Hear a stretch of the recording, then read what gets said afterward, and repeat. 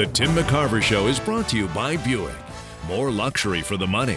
That's our idea of heaven. Buick Century. It's all good. The WUSA, or Women's United Soccer Association, was launched on April 14th with star players from the USA's remarkable national team being divided up among the 8 fledgling teams. The New York Power, whose games can be seen right here on MSG, of course, in New York, was fortunate to get the American team's top scorer and the #1 ranked player in the world. And we are happy to have her here today as my guest. I welcome Tiffany Milbrett. How you doing, Tiff? Hi, Tim. How are you? The #1 player in the world in ranking. Huh? I beg to differ. I don't Really? know. I think there are so many great players out there that to consider myself #1, I think I just wouldn't consider myself that. You were second in scoring to Mia Hamm there for about 3 years, right? Right. 6, 7, and 8, 96, 7, and 8. We'll even go back to college even. Oh, really? Yeah. And you're Yeah. from the Portland, Oregon area. You went to the University of Portland. Yep. Yeah, it was always a bitter battle between us. I think the top program back when I was in school was Carolina. I mean, they still are actually, and I just know The University of North Carolina. Yep. Mia, Christine Lilly, Tish Venturini, all those great names. And I just remember every program wanted to be like Carolina, wanted to win. And, so it was always, do what I can for my school. And it just, I never could top Mia. She was always great. As a matter of fact, Carolina has an entry in the new women's league. Is that right? Yeah. Is that in Raleigh-Durham or? Yeah, they play actually on the same game field as the the University of North Carolina team does. They're the Carolina Courage, they were actually, interesting thing, they were actually moved from Orlando. They were originally slated to play in Orlando, and then I don't know, for whatever reason, moved to Carolina. How did this idea start? This is the first year, right? There are 8 teams in the league. What are the teams? Los Angeles, the Bay Area? Oh, not LA. San Diego. LA. San Diego? Yeah, only 2 West Coast teams. So we have San Diego and we have Bay Area. And then the 6 remaining teams, New York, Philly, Boston, Carolina, DC, and Atlanta. And the germ of the idea started where? The germ of the idea started from John Hendricks. I think he has daughters that are really big soccer players, and so he knew what it was like to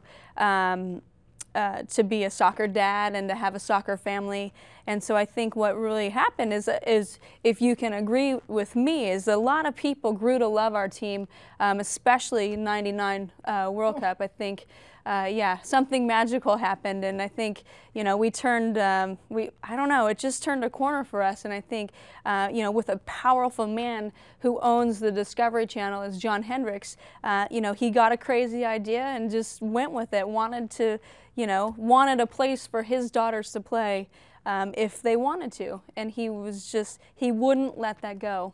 The members of that team, including you, Mia Hamm, Brandi Chastain, I guess the best known because of the publicity with the sports bra and the whole bit on Sports Illustrated. She threw out the first pitch at Yankee Stadium after that remarkable victory in the Rose Bowl by the U.S. national team.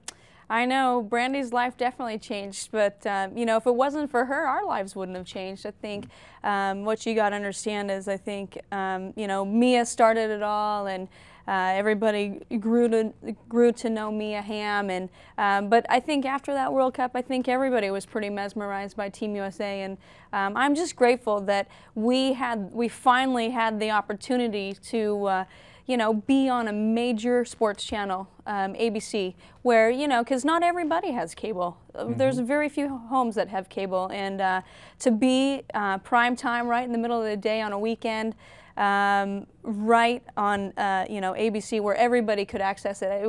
It was a great statement for women's soccer. And because of that, you abhor the idea of going in or being an adjunct league as far as the men are concerned, right? Yeah, I think what we realized. You want to know part of that. Right. I think what we realized through all that is that, you know, we've been under, you know, through our NGB, through U.S. Soccer Federation, you know, we had years of struggle with them, and that's no secret, trying to make a name for ourselves and the women's soccer, and trying to get equal support from them. And so we finally did, and I think through all that we realized that, you know what, there's no way to go other than on our own, because that way we have complete control over the money and the resources that go into the marketing, and then not only that, but the decisions that are made based on us, and no other league, no other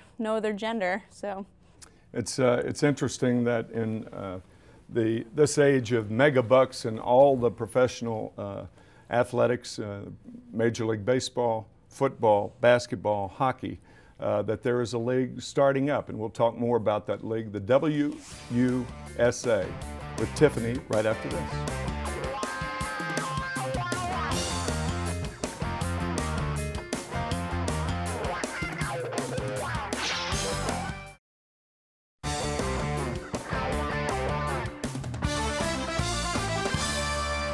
I'm back with the woman who got the gold medal winning goal in the 1996 Olympic soccer tournament, Tiffany Milbrett.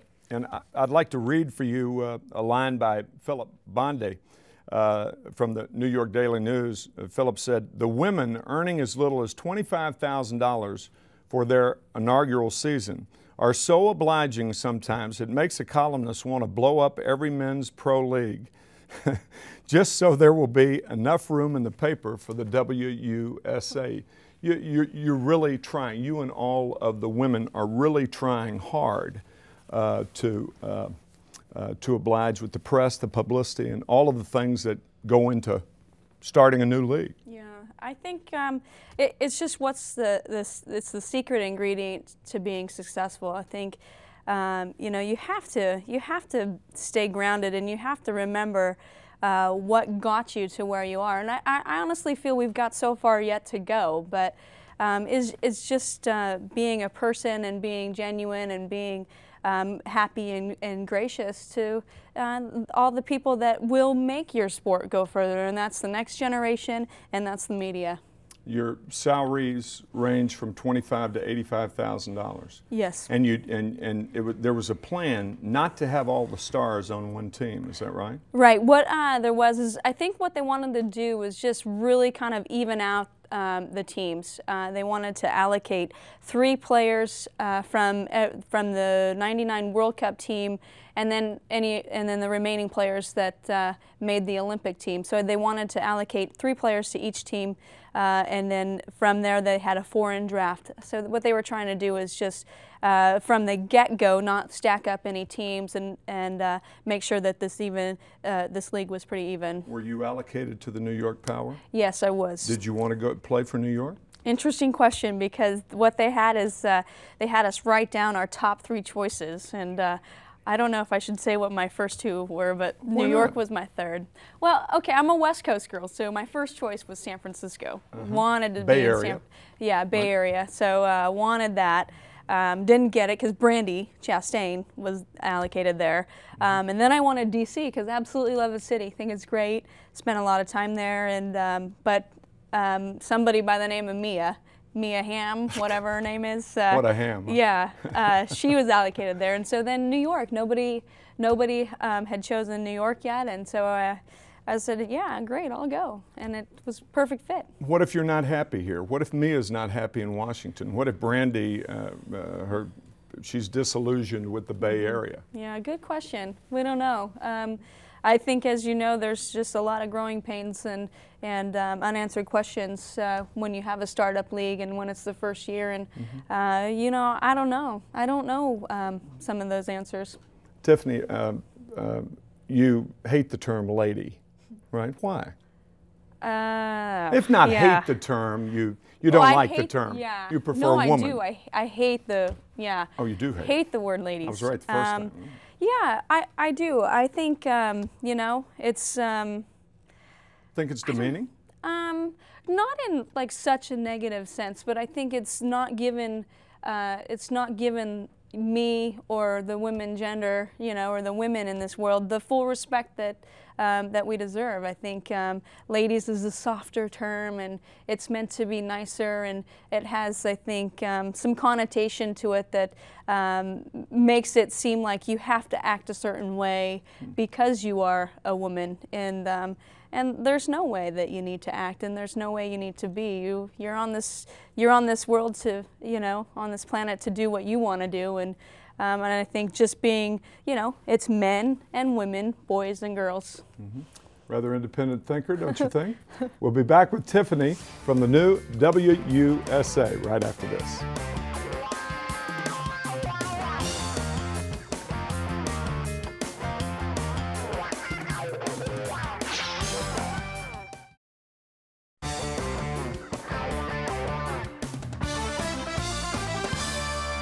Tiffany Milbrett of the New York Power, the new a team in the new WUSA, is my guest. You were very affected when you were growing up because your mom loved soccer. And the reason I say that is that there are so many moms out there. It seems that soccer is a very important sport for youngsters. Mm-hmm. But when they reach a certain age, they either grow out of it or what. And my real question is, why do you think soccer is not as popular in the United States as it is internationally? Yeah. Well, first off, I have to stop you right there and say, yeah, my mom gave me everything that I have. You know, she not only was she really into soccer, she was an athlete.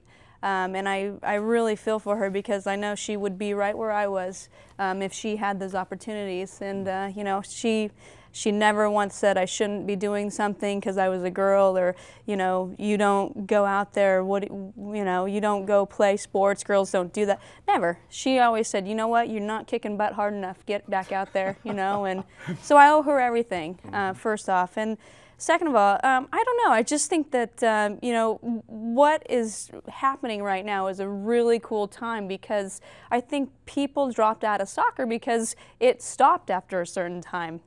And like, you know, you either had high school, then maybe college, and if you weren't good enough for college, then you had to stop. Mm-hmm. So, but now there's more opportunities, and I think there's club teams out there beyond college, like women's travel teams, and if you're good enough, there's bigger and better things now, professional or national team. You actually have played professionally from an international standpoint before this year, right? Yeah, I was. I played professionally in a women's league in Japan for 3 seasons, 95, 96, 97. And there was a salary structure over there. Only 2 teams, you were telling me? There was. It was actually like right? a semi-professional league. There were 10 teams in the league, and really only 1 team was true professional. Mm-hmm. All the foreigners were professional, like the Chinese players that came to play, the Norwegians, the Swedes, the Americans. Mm-hmm. But everybody else, like the Japanese teams, or the Japanese players on those teams, they had to work for their companies for half a day before they went to practice. For the New York Power, we had a brief shot of the goaltender there, whose name is Gao Hong. Yes. And she's from China. Yeah, played against her many times. Played against her '95 World Cup, '96 Olympics. You know, in the final game. Mm-hmm. Played against her the Goodwill Games in '98. Played against her World Cup '99. She was the goaltender that had to tried to save Brandy's kick. And then in the 2000 Olympics. Are you 2 close friends? Is there a language barrier? Does she speak good English or any English? No, she speaks English, but it's not good. So there's a definite language barrier. But she's learning. You know, she's learning more and more English every day. After the season's over, does she go back to China? Does she have the freedom to go back? You know what, I think for her personal plans, like in life, I think she wants to become a Canadian citizen. I think she has some family members, maybe her sister, that is a Canadian citizen, and so she wants to be able to have that citizenship so she has the freedom to do whatever she wants with her life. Another Chinese woman Sun Wen was one of the ones allocated to Atlanta. I didn't forget Carolina or Atlanta. Now you talked about #1 player in the world. Now I think Sun Wen is the #1 player in the world. Oh, really? Oh, very, very, very incredible player. why? Why? Quickness. You're quick as a whippet, right?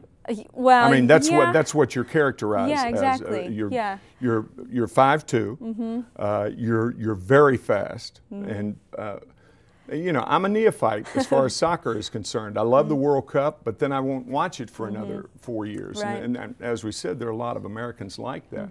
But I mean, what makes a player a #1 player? Yeah, that's a good question. I think I just think it's what somebody shows day in and day out, and every time you play them. I mean, I think you go up against teams, and you know there's going to be players that will be surprising, and if you overlook this one player, you know this other one might slip through. But I think really what makes a person a #1 player is just their constant threat against you every time you play. Every time she touches the ball, it's probably going in the back of the net. She's that dangerous. She's a front runner. Every tournament she's been in '99, I think she scored 7 goals for the whole tournament in the World Cup. When you say front runner, explain that to me. Forward. Oh, yeah, front okay. runner, forward. And in the Olympics, she had a really bad knee injury. Like I think it was surgically repaired just in the off season, and she scored 4 goals in the Olympics, and they were out 2 games early. Fascinating stuff. Tiffany Melbrett's my guest, and we'll be right back with Tiff right after this.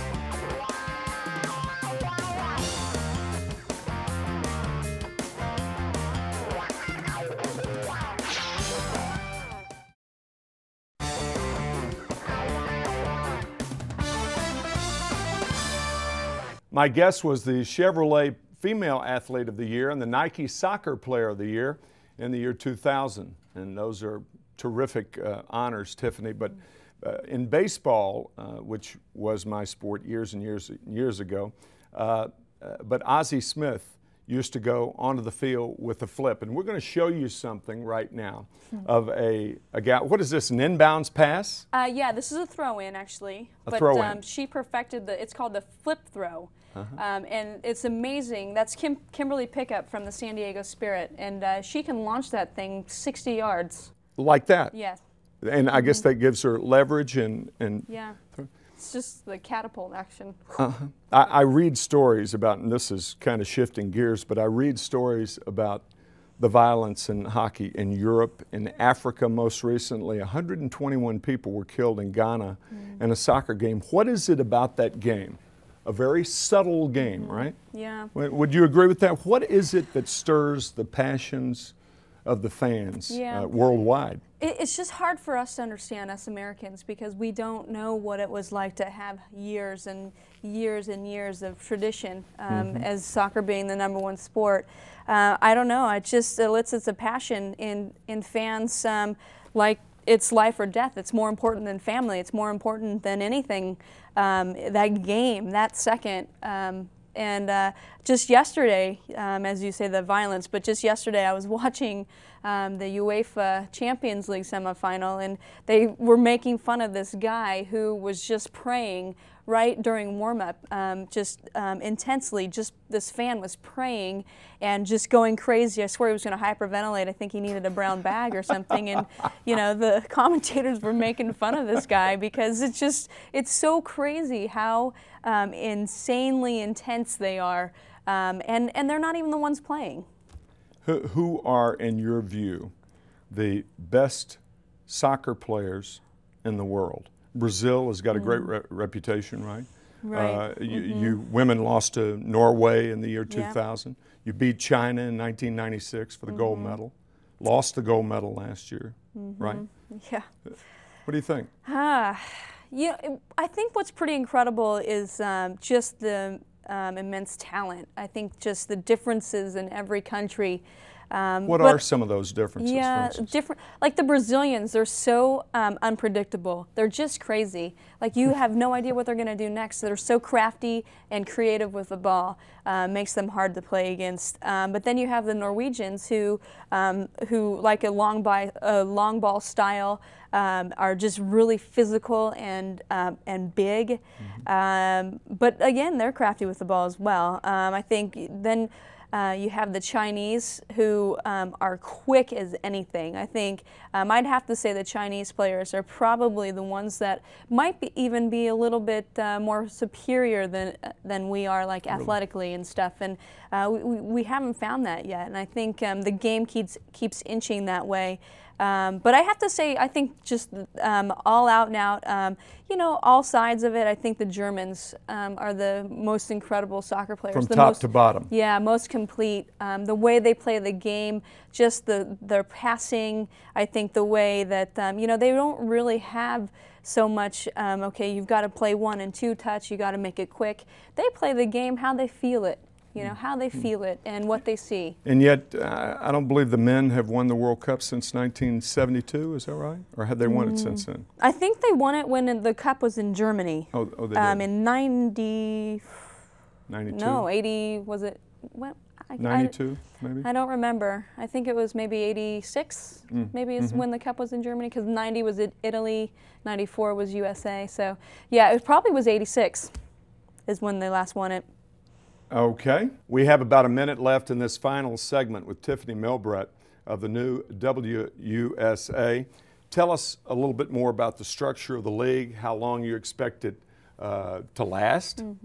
Well, I expect it to last forever, but you know, right now what we have is we're guaranteed for 5 years, and you know, guaranteed salary for 5 years. Yeah, the league's guaranteed to be around for 5 years, and what's going to happen is I think what we do is we have great owners who understand the growing pains of a new league, and but we fully expect it to be successful and around forever. You were offered either equity in the league or a salary. Right. No, we get or a lump salary. sum of money. Yeah, but there was an extra benefit. Either we wanted to, you know, get some equity or have equity in the league, or like get a lump sum of money, just a one-time thing. And like I said, I believe in this league, so I chose the equity. Well, I wish you well. Thank you so much. The New York Power of the WUSA. Tiffany, thank you very, very much. Tiffany Milbrett's been my guest. Thanks for watching. See you next time.